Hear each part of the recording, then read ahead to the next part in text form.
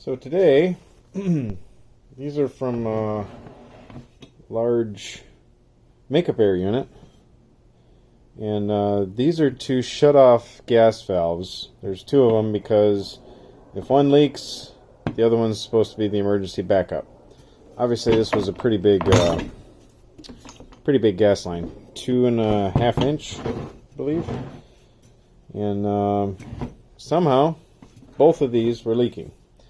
So anyway, I decided to bring them home, pull them apart, see what's inside. So I've already pulled them apart once before, just so I could look inside. But normally there would be a solenoid head here. The solenoid head, when it energizes, opens the valve, and when it de-energizes, the valve should close. So then the gas flow direction would be this way. So this right here would be the outlet. So this is what it looks like inside. When I first pulled it apart, it came out like this.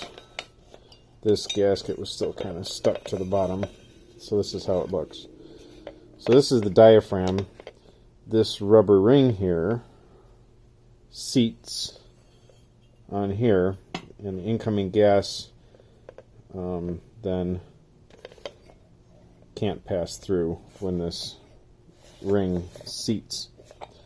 And so how it works is, in this diaphragm are two little holes, here and here.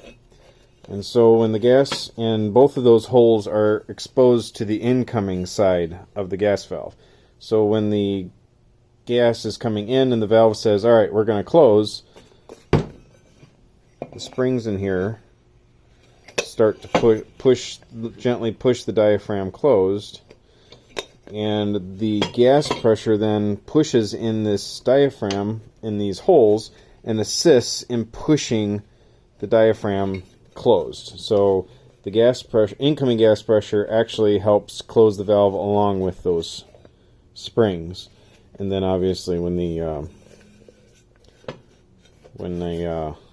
gas valve is supposed to open, solenoid energizes, and the magnetic field draws that rod up into that section and opens the valve.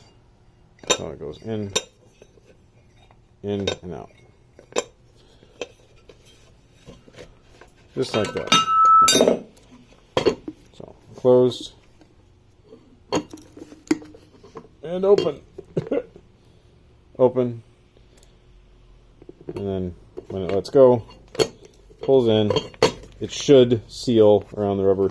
So I'm kind of wondering, I don't know why both of these failed. They were just, it wasn't that they weren't closed all the way, it was just they weren't sealing off perfectly.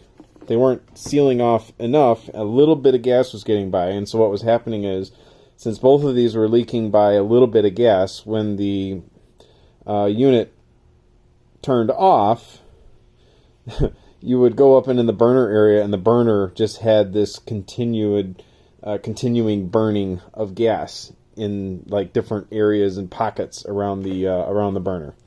Rather dangerous, and the reason we were there in the first place was because customers said they smelled gas. So, yeah. One failed, and the backup didn't work.